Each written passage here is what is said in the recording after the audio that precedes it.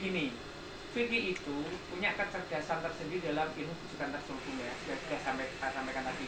Gini, seperti apa sih itu bujukan terselubung gini? Dia akan memakai tahapan-tahapan, dan itu dia kalimatnya tidak ujuk-ujuk, tidak langsung nembak ya. Vicky itu punya kemampuan menata kalimat dan meniti tahapan-tahapan. Jadi kalimat untuk tahap pendekatan, perkenalan, pendekatan, kemudian merayu, menaklukkan itu beda. Dia punya ilmu itu. Kapan itu? Faktanya sudah 50 wanita lebih yang sudah tahu sama dia. Oke. Bahkan Vicky itu tahu waktu yang tepat untuk melancarkan kalimat-kalimatnya. Kapan itu? Nah, biasanya ya, perasaan wanita itu mudah terhanyut, tertindih-tindih adalah pada tengah malam, atau sebelum tidur, atau pas baru bangun pagi-pagi. Mengapa demikian? Karena gelombang otak manusia pada jam-jam itu memang sedang gelombang alfa, gelombang kreatif, gelombang imajinatif. Jadi gelombang yang memang mudah dipadu dengan sebuah kalimat yang imajinatif atau rayuan. Gitu.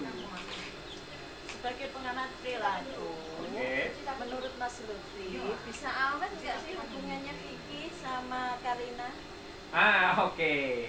Awet dan tidak ya. Sebelum saya jawab juga, aku ingin tahu menurut Mbak Kalin, enaknya awet enggak Kalina sama Vicky? Enggak sih. Kenapa? Kan Vicky kan orangnya suka gonta-ganti.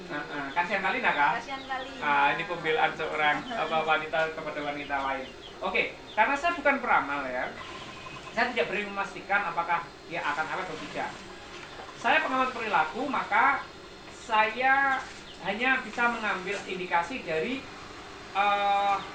pola tingkah atau perilaku atau gestur mereka, ya.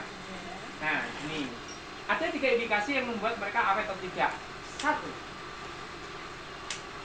ketika mereka semakin hari semakin lebih cara komunikasinya, maka cenderung tidak awet. Percaya nggak? Alasannya? Nah, alasannya karena kalau semakin lebih itu semakin pura-pura.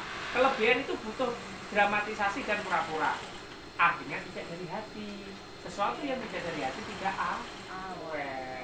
Yang kedua, ketika mereka pas tampil bersama di depan orang atau di sebuah acara kok saling berbeda pendapat tanpa mereka sadari ya, perbedaan baru ujuk-ujuk muncul aja, dan ini sering, maka indikasi bahwa itu tidak awet.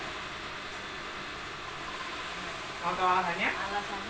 Alasannya adalah perbedaan prinsip yang semakin lama semakin lebar, maka mengurangi keharmonisan, mengurangi kebahagiaan, yang artinya akan membuat rasa ketertarikan dan keterikatan itu menjadi longgar sehingga tidak awet. Yang ketiga, ini kita harus lebih cermat ya. Ketika tatapan mata Kalina, kemudian sentuhan Kalina, kemudian ucapan kata sayang Kalina kepada Vicky itu enak kita lihat, seperti tidak dibuat-buat ya, seperti spontan, itu artinya dari hati, artinya bisa awet. Nah, tuh. Tapi ini kunci emasnya atau kunci utamanya di sini. Ini awet dan tidak adalah pada Vicky kuncinya.